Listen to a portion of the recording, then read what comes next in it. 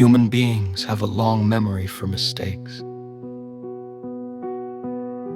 Society often keeps a record of wrongs, replaying old failures as if they define a person's worth. People may whisper about who you used to be, what you used to do, or the choices you wish you could undo. The world is quick to label, slow to forgive, and even slower to forget. But Jesus does not look at you through the lens of your past. He looks at you through the lens of His love, His sacrifice, and His purpose for your life right now. The world sees history. Jesus sees destiny. When people judge your past, they are judging a version of you that no longer exists. They are looking at the old chapter, not realizing God has already turned the page. Jesus never defines you by your failures. He defines you by His forgiveness. He does not ask, "What did you do?" He asks, "Will you follow me now?" His eyes are not fixed on the mistakes behind you, but on the transformation happening within you. Throughout Scripture, Jesus consistently chose people with complicated stories. He called fishermen with tempers, tax collectors with reputations, women with broken pasts, and men who had denied Him. He never once said, "Your past disqualifies you." Instead, He said, "Your past is the very place where my grace shines brightest."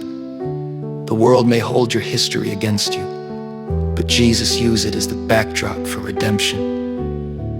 The world judges by what it can see. Jesus judges by what He can heal. When Jesus looks at you, He sees the person you are becoming, the healed version, the restored version, the redeemed version. He sees the strength that came from your struggle, the wisdom that came from your wounds, and the purpose that came from your pain. He sees the now that the world overlooks. He sees the heart that is trying, the faith that is growing, and the future that is unfolding. The world says, "You are your past." Jesus says, "You are my child." The world says, "You can't change." Jesus says, "I make all things new."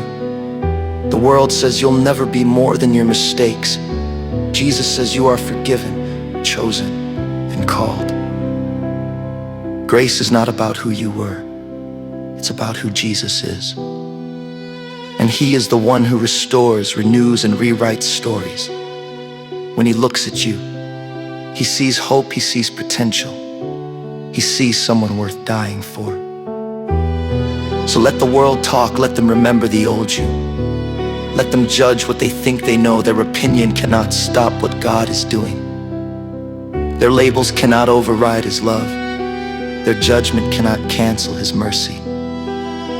Because the world looks at your past, but Jesus, full of compassion, truth, and power, looks at you now. And He says, "You are mine. You are forgiven."